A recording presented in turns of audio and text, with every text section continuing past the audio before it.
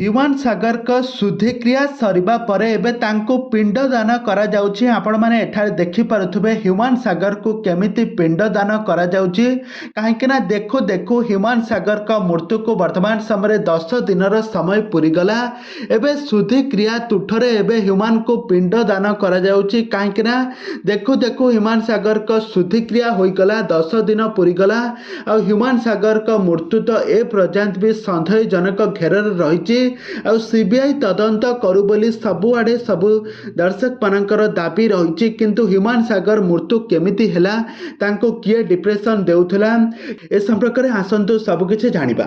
ତେବେ ଦର୍ଶକ ବନ୍ଧୁ, ଆପଣମାନେ ତ ସମସ୍ତେ ଜାଣିଥିବେ ହ୍ୟୁମାନ ସାଗରଙ୍କର ଆଜି ଶୁଦ୍ଧିକ୍ରିୟା ସରିବା ପରେ ତାଙ୍କୁ ବର୍ତ୍ତମାନ ସମୟରେ ଏବେ ତୁଠରେ ଏବେ ତାଙ୍କୁ ପିଣ୍ଡଦାନ କରାଯାଉଛି। ନିଜ ଝିଅ ଏବେ ତାଙ୍କ ନିଜ ହାତରେ ବାପାଙ୍କୁ ପିଣ୍ଡଦାନ କରୁଛନ୍ତି। ଆଉ ପିଣ୍ଡଦାନ କରି ଏବେ ସବୁଆଡ଼େ ଚର୍ଚ୍ଚାର ବିଷୟ ପାଲଟିଛି କି ହ୍ୟୁମାନ ସାଗରଙ୍କ ଝିଅ ଏବେ ନ୍ୟାୟ ଖୋଜୁଛନ୍ତି। ତାଙ୍କ ବାପାଙ୍କୁ ଝୁରି ଝୁରି ଘୁମୁରି ଘୁମୁରି କାନ୍ଦୁଛନ୍ତି। କିନ୍ତୁ ତାଙ୍କ ବାପା ତ ଏବେ ଅଫେରା ରାଇଜକୁ ଫେରି ଯାଇଛନ୍ତି, ସେ ଆଉ କେବେ ବି ଫେରିବେ ନାହିଁ। ସେଇ ପ୍ରଭୁ ଯୀଶୁ ଖ୍ରୀଷ୍ଟ ଆଜି ତାଙ୍କୁ ସାଥ ହୁଅନ୍ତୁ, ତାଙ୍କ ପରିବାରକୁ ସାହା ହୁଅନ୍ତୁ। କିନ୍ତୁ ତାଙ୍କ ପରିବାରରେ ଗୋଟେ ବହୁତ ବଡ଼ ଦୁଃଖ କି ତାଙ୍କ ହ୍ୟୁମାନ ସାଗରଙ୍କ ବାନ୍ଧବୀ ଯିଏକି ଅର୍ପିତା ଚୌଧୁରୀ, ସେ ତାଙ୍କଠାରୁ ବହୁତ ଟଙ୍କା ଲୁଟି ନେଇଛନ୍ତି।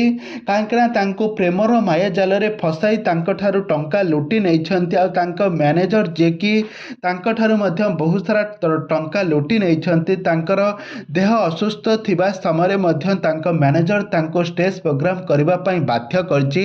ଆଉ ଭିଡ଼ିଓ ବର୍ତ୍ତମାନ ସମୟରେ ସୋସିଆଲ ମିଡ଼ିଆରେ ବେଶ ଭାଇରାଲ ହେଉଛି। ଆଉ ଏହିସବୁ ଦିନ କୁଆଡ଼େ ସବୁ ଦିନ ବିତିଗଲା। ହ୍ୟୁମାନ ସାଗରଙ୍କର ଆଜି 10 କ୍ରିୟା ମାନେ ଶୁଦ୍ଧି କ୍ରିୟାରେ ସେ ଏବେ ହ୍ୟୁମାନ ସାଗରକୁ ସମସ୍ତେ ଶୁଦ୍ଧି ହୋଇ ତାଙ୍କୁ ପିଣ୍ଡଦାନ କରୁଥିବାର ନଜରରେ ଆସିଛନ୍ତି। ଆପଣମାନେ ଏଠାରେ ଦେଖିପାରୁଥିବେ କେମିତି ପିଣ୍ଡଦାନ କରାଯାଉଛି। ତେବେ ଦର୍ଶକ ବନ୍ଧୁ, ହ୍ୟୁମାନ ସାଗରଙ୍କର ଅତୃପ୍ତ ଆତ୍ମାର ଶାନ୍ତି ପାଇଁ ପ୍ରଭୁ ଜଗନ୍ନାଥଙ୍କ ନିକଟରେ ପ୍ରାର୍ଥନା କରନ୍ତୁ।